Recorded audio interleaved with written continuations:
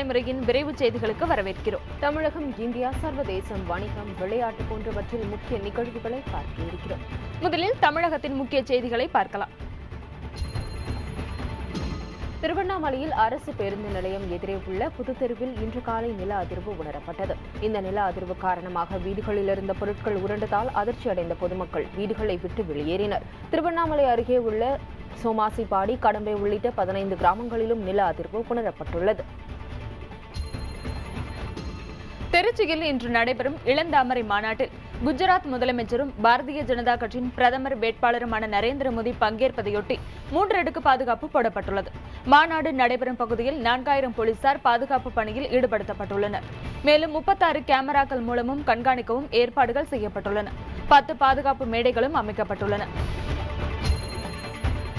கோவையில் போலீஸ் பாதுகாப்பில் இருந்த பாரதிய ஜனதா கட்சி நிர்வாகி வீட்டில் அடையாளம் தெரியாத நபர்கள் பெட்ரோல் குண்டை வீசி சென்றுள்ளனர். ராமநாதன் என்ற அவரை காவலர்கள் வீட்டின் உள்ளே பாதுகாப்பாக இருக்க செய்ததால் அசம்பாவிதம் நிகழாமல் தடுக்கப்பட்டுள்ளது.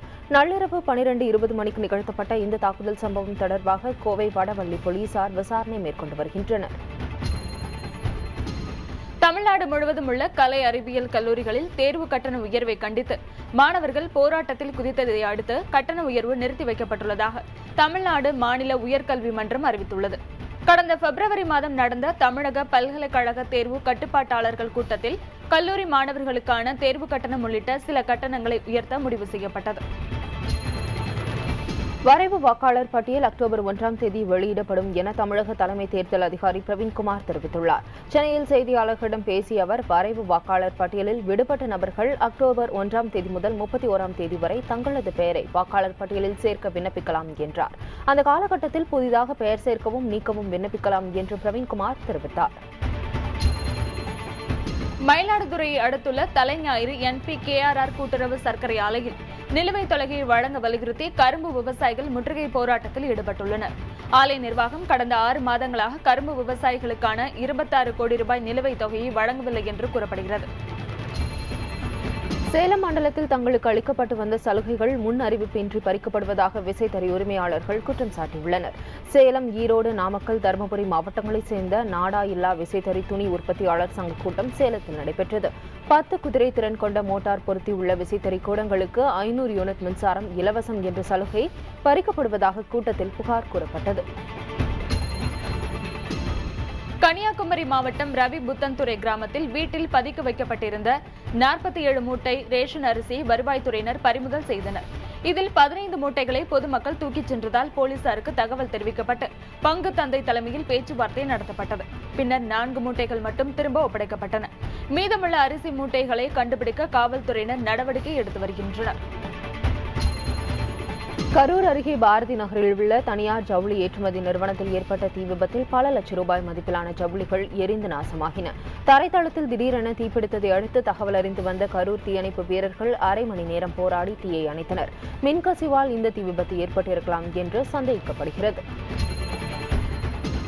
பெரம்பலூர் மாவட்டம் கரைம்பப்பட்டியில் ஆடுகள் மர்மமான முறையில் இறப்பதற்கு சிறுத்தையின் நடமாட்டம் காரணமாக இருக்கலாம் என்று பொதுமக்கள் அச்சம் தெரிவித்துள்ளனர். ஆடுகள் கொடிய விலங்கின் பிடியில் சிக்கி உயிரிழந்ததற்கான தடயங்கள் இருப்பதாக பொதுமக்கள் தெரிவித்துள்ளனர். ஆடுகள் தொடர்ந்து காணாமல் போவதாகவும் அவர்கள் கூறியுள்ளனர்.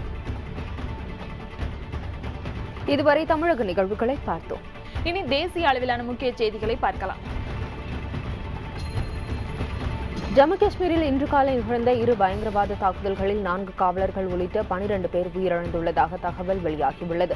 கத்துவா மாவட்டத்தில் உள்ள ஹிரா நகர் காவல் நிலையத்தில் ராணுவ உடை அணிந்து வந்த பயங்கரவாதிகள் நிகழ்த்திய தாக்குதலில் 4 காவல்துறையினரும் 2 பொதுமக்களும் கொல்லப்பட்டனர். இதேபோல் சம்பா மாவட்டத்தில் ராணுவ முகாம் மீது பயங்கரவாதிகள் நடத்திய தாக்குதலில் 6 பேர் பலியானதாக தகவல் வெளியாகியுள்ளது.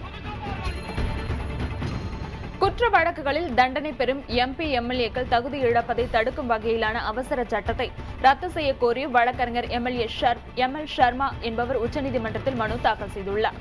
இந்த மனுவில் உச்சநீதிமன்ற உத்தரவை செயலிழக்க செய்யும் வகையில் மத்திய அரசு செயல்படுவதாக அவர் குற்றம் சாட்டியுள்ளார். MP, MLA-க்கள் விவகாரத்தில் உச்சநீதிமன்றத்திற்கு எதிராக அவசர சட்டம் கொண்டுவரப்படவில்லை என மத்திய அரசு விளக்கம் அளித்துள்ளது. சண்டிகரில் செய்தியாளர்களிடம் பேசிய மத்திய சட்ட அமைச்சர் கபில் சிபல், உச்சநீதிமன்ற தீர்ப்பிற்குட்பட்டே அவசர சட்டம் வடிவமைக்கப்பட்டிருப்பதாக கூறினார். தற்போதைய சட்டப்படி 2 ஆண்டுகள் அல்லது அதற்கு மேல் தண்டனை பெறுபவர்கள் தேர்தலில் போட்டியிட முடியாது என்ற நிலை நீடிப்பதாகவும் கபில் சிபல் தெரிவித்தார். நியூயார்க்கிற்கு பயணம் மேற்கொண்டுள்ள பிரதமர் மன்மோகன் சிங், அமெரிக்கா, பாகிஸ்தான், வங்கதேசம், நேபாளம் ஆகிய நாடுகளின் தலைவர்களை தனித்தனியே சந்தித்து பேசுகிறார். நியூயார்க்கில் அமெரிக்க அதிபர் பராக் ஒபாமாவை நாளையும், பாகிஸ்தான் பிரதமர் நவாஸ் ஷெரீஃபை வரும் 29ஆம் தேதியும் சந்திக்க பிரதமர் திட்டமிட்டுள்ளார். சிபிஐ அமைப்பை மத்திய அரசு தவறாக பயன்படுத்துவதாக நரேந்திர மோடி தெரிவித்த குற்றச்சாட்டை காங்கிரஸ் கட்சி மறுத்துள்ளது. இது தொடர்பாக டெல்லியில் பேசிய அக்கட்சியின் செய்தி தொடர்பாளர் ராஜ் பப்பர், சிபிஐ அமைப்பை காங்கிரஸ் தலைமையிலான மத்திய அரசு தவறாக பயன்படுத்துவதாக பாரதிய ஜனதா கூறுவது ஒன்றும் புதிதல்ல என்றார். ஒவ்வொரு முறை தேர்தல் வரும்போதும் இதே குற்றச்சாட்டை பாரதிய ஜனதா கட்சியினர் தெரிவிப்பது வழக்கமாக இருந்து வருவதாகவும் அவர் கூறினார். ராணுவ முன்னாள் தளபதி VK சிங்கின் பதவிக்காலத்தில் அமைக்கப்பட்ட உளவு பிரிவின் செயல்பாடுகள் குறித்து விசாரணைக்கு உத்தரவிட மத்திய அரசு திட்டமிட்டுள்ளது. இது தொடர்பாக தேசிய பாதுகாப்பு ஆலோசகர் தலைமையில் பாதுகாப்பு மற்றும் உளவு அமைப்புகளின் அதிகாரிகள் 2 முறை ஆலோசனை நடத்தியுள்ளனர். அதில் உள்துறை அமைச்சகத்தின் கீழ் உள்ள அமைப்பை கொண்டு விசாரிக்க அவர்கள் முடிவு செய்திருப்பதாக தெரிகிறது. புதுச்சேரிக்கு மாநில அந்தஸ்து வழங்க வேண்டும் என மாநில முதலமைச்சர் ரங்கசாமி குடியரசுத் தலைவர் பிரணப் முகர்ஜியிடம் கோரிக்கை மனு அளித்துள்ளார். போதிய நிதி ஆதாரம் இல்லாமல் மாநில உள்கட்டமைப்பு பாதிக்கப்பட்டுள்ளதாகவும், எனவே புதுச்சேரி அரசுக்கு அதிகாரம் வழங்கும் வகையில் மாநில அந்தஸ்து வழங்க வேண்டும் எனவும் அந்த மனுவில் அவர் குறிப்பிட்டுள்ளார்.